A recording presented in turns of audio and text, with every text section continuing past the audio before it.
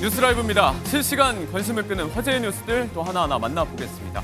어제 이 시간 저희가 속보로 전해드린 대로 한동훈 전 대표는 국민의힘에서 제명당했습니다. 당무에 복귀한 장동혁 대표가 빠르게 결론을 내렸죠. 한때는 대표와 최고위원이었고 또 비대위원장과 사무총장, 서로를 소울메이트라고까지 불렀던 이 정치적 우군, 두 사람은 어쩌다 이런 파국을 맞았을까요? 일단 어제 있었던 한동훈 전 대표의 기자회견 영상부터 짧게 다시 보고 오시죠.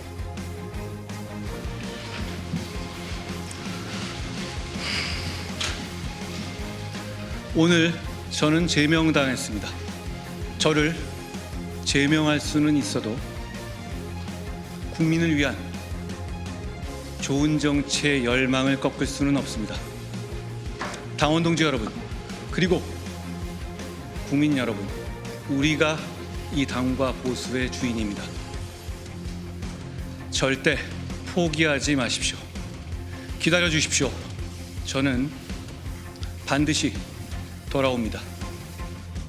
오늘 떼기 앞서서 허공에 내쉰 이 긴 한숨. 한 전 대표의 복잡한 심경을 그대로 보여줬다면서 화제가 되고 있죠. 이에 다시 조명되는 한 장의 사진이 있습니다. 한번 보실까요? 비상계엄 직후죠. 일주일쯤 뒤인 재작년 12월 11일에 국회 당대표실에 나서면서 이를 꽉 깨물고 있는 장 대표. 그 뒤로 미소 짓고 있는 당시 대표였던 한 전 대표의 표정이 상반됩니다. 탄핵 반대로 당론을 모았던 국민의힘 주류, 그리고 친한계의 입장이 맞섰던 바로 그 시점이죠. 이후에 기억하실 겁니다. 장 대표는 최고위원직을 내려놓고 한동훈 체제는 붕괴되기 시작했습니다. 두 사람의 관계가 완전히 단절된 상징적인 장면으로 다시 회자되고 있습니다. 자, 1년여 만에 그 미소가 이제 한숨으로 바뀌었습니다. 반드시 돌아오겠다고 했던 한 전 대표. 다음 스텝이 뭐가 될지 관심이 모입니다. 법적 대응 가능성에 대해선 친한계 일부에서도 신중론이 나오고 있죠. 무소속 출마 혹은 신당 창당 그 어떤 선택에도 리스크가 있습니다. 당장 주말에 열린다고 하는 지지자들의 집회, 다음 달 예정됐다는 토크 콘서트. 어떤 메시지가 한 전 대표에게 나올지 주목을 해봐야겠습니다. 이어서 방송가 논란의 이슈도 한번 살펴볼까요? 이혼 재판 중인 이 아나운서 출신 방송인 최동석, 박지윤 씨 얘기입니다. 한 회사의 아나운서 30기 동기로 지난 2009년에 결혼해서 슬하에 일남일녀를 뒀지만 결혼 14년 만에 파경을 맞았죠. 이후 진행되고 있는 이혼 소송 과정에서 서로가 서로에게 상간 소송을 제기한 바 있습니다. 앞서 2024년 7월에 박지윤 씨가 먼저 상간녀 소송을 최동석 씨에게 제기했고 최동석 씨는 맞소송으로 맞받았습니다. 서로 의혹을 전면 부인해왔죠. 최근에 법원 판결이 나왔습니다. 쌍방 모두 기각됐습니다. 그간 제기된 주장과 제출된 자료 등으로 봤을 때는 상간관계를 인정하기 어렵고 혹은 또 손해배상 책임을 묻기가 어렵다는 겁니다. 자, 이렇게 진흙탕 싸움으로 번진 두 사람의 법적 공방이 아직 끝나지 않았습니다. 돈 아닌 이혼 소송이 남아있죠. 오는 4월에 재개됩니다. 이번 양측의 상간소송 기각이 또 어떤 변수가 될지도 한번 지켜봐야 할 것 같습니다. 자, 그리고 연예계로 가보면요. 인기 아이돌 그룹 아이브의 장원영 씨. 지각 논란이 벼랑간 도마 위에 올랐습니다. 일단 영상을 짧게 한번 보실까요?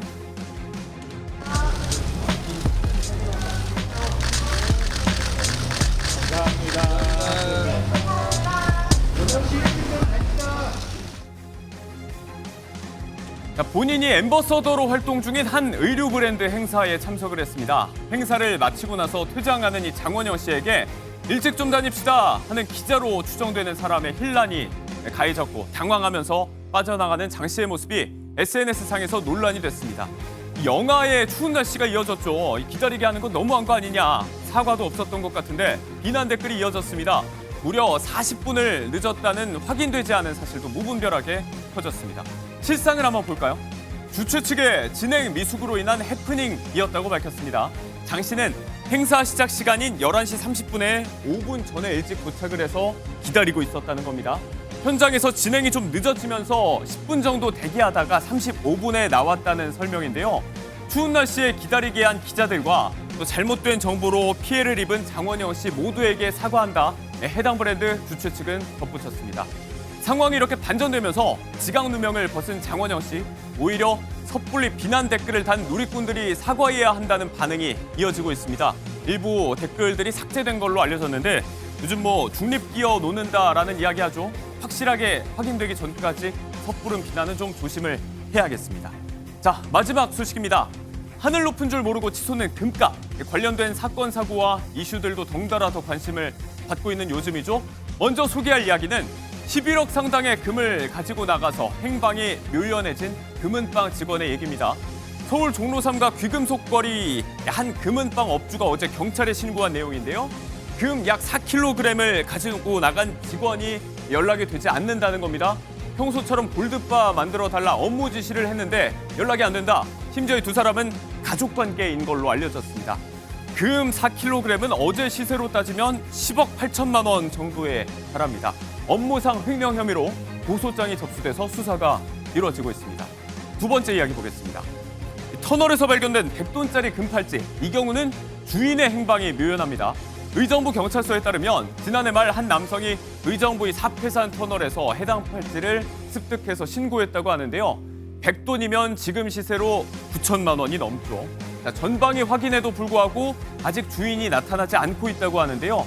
유실물 접수 6개월 이내에 소유주가 나타나지 않으면 이 소유권은 습득자에게 넘어갑니다.